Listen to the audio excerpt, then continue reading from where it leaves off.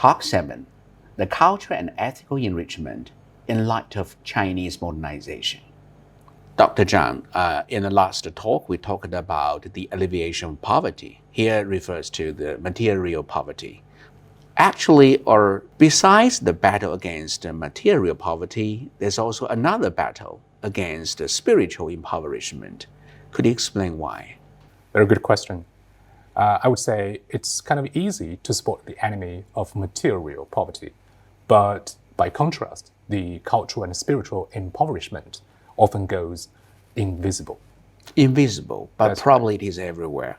The problem is ubiquitous. If you think about it, in modern society, in the modern society based on the principle of capitalism, everything as a result of commercialization, as a result of consumerism, everything can become a product that is sold on the market. And this includes the very cultural sphere, the cultural realm.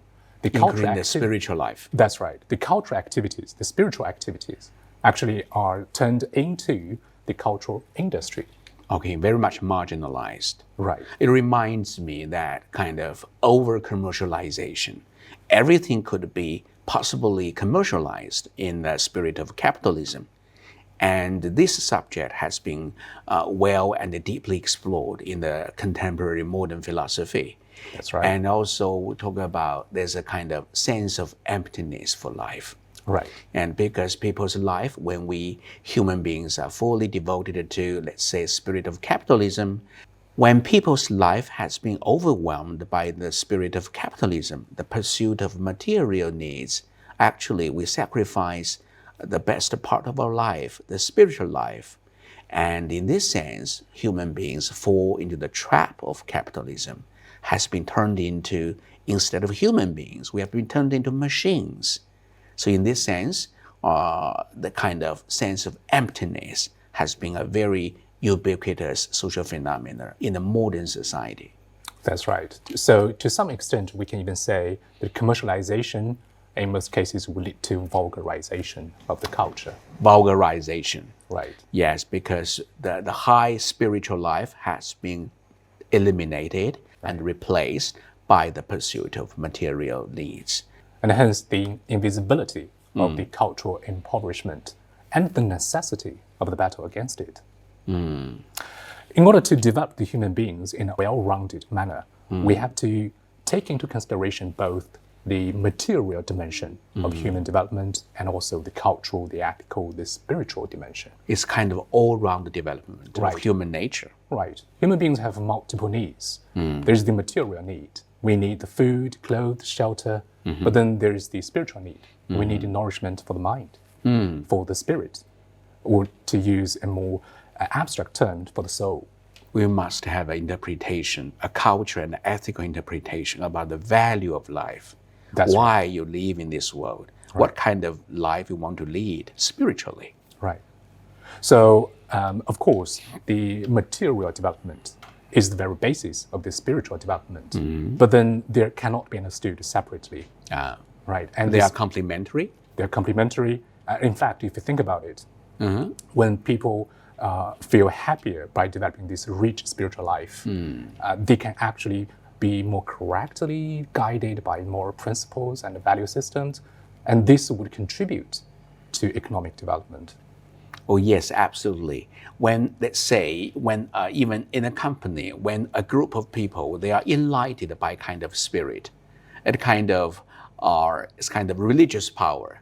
Not religious power, but it's kind of spiritual power, transcends the mere pursuit of material needs, and that the group would be more competitive and more powerful. Exactly. And so, could you specify to what kind of Chinese modernization in terms of their spiritual enrichment? Right. The Chinese modernization, the way I understand it, is trying to develop a kind of cultural, ethical enrichment that is modern, that is open. Modern. Yes. Open. It is. Yes, at the same time. It is modern and it is open. It means it is global. Yeah. It means the Chinese people will respect and learn from the fine traditional cultures or modern cultures built by other countries, other nations, other peoples. Always be ready to learn. That's right, because we are an open-minded people.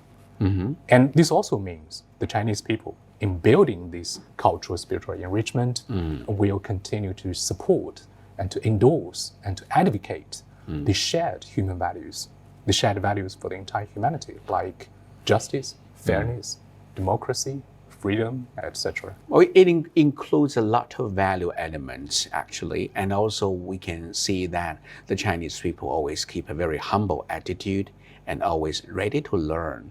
Right. And always give due respect to the diversity of cultures. Yes. Being humble is very important to learning things. If you're not humble enough, then many things that are worth learning will be invisible to you. Yeah, I think in the Book of Change, the Chinese philosophy, the very early Chinese philosophy book, there's a kind of pattern to demonstrate that the virtue of being humble is very important. Exactly.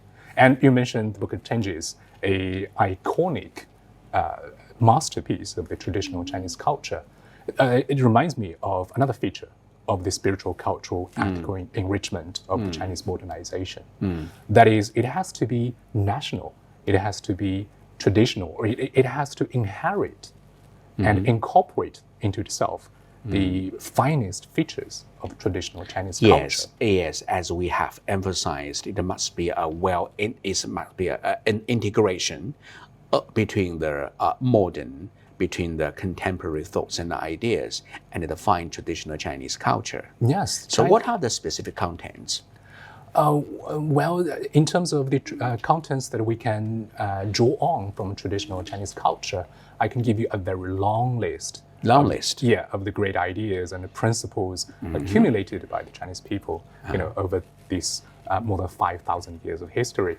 For example, in the political realm, or as the overall goal for the entire society, the Chinese people have always been in the pursuit of the common good for all, which reminds us of the common prosperity for all. Right? I mean, 天下为公. That's right.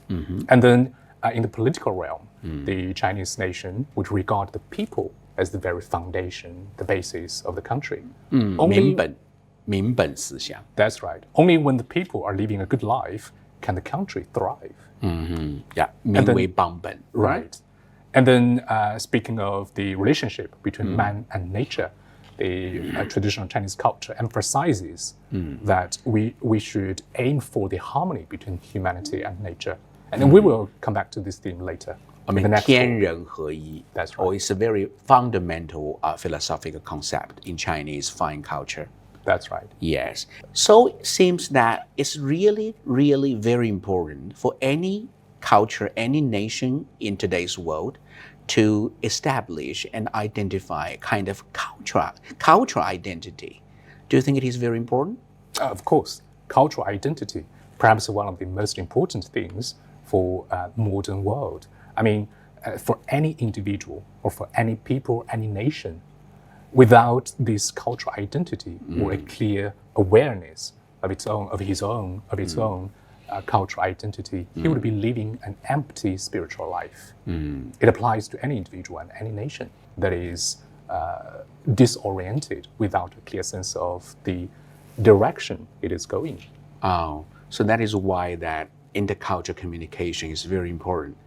That is why the Chinese government emphasizes it is very important to have some build up the people-to-people mechanism to enhance the cultural awareness and to give a push to cultural communication between different nations. That's right. In exchanging your ideas about the world, about the universe, about life with other nations, you not only recognize yourself, you also understand the others. So becoming aware of your own cultural identity is the very same process of recognizing the cultural identity of other nations. Yeah, you mean that kind of the other theory. Only there is an existence of the other dimension could you understand and have a full awareness of yourself. Exactly. Oh, that's really great. So actually it is based on the diversity of cultures in the world. Of course, cultural diversity is very important. It is invaluable in itself to the entire world, to the world civilization. In this sense, the very existence of the fine traditional Chinese culture, the very existence or the very cause of building this spiritual ethical enrichment as part of the Chinese modernization is already a contribution to world civilization, a contribution to humanity. Yeah, so to conclude, actually, Chinese modernization in terms of human beings' development, it is not just one dimension, like a material development. It is actually all round the dimensions of human beings to develop human beings into a fully, thriving and grown human being in this world. Yes, and it is not just about China itself. It is about the cultural diversity in the world. Because we have a common dream. Right. Thank you. But last but not least, I have to emphasize that when China is promoting the cultural or intercultural exchange, China is always maintaining this stance that among all these different cultures or civilizations in the world, there is no such a thing of one civilization, one culture being superior to another. We are all equals. And we are all equal. But just have the difference by scale.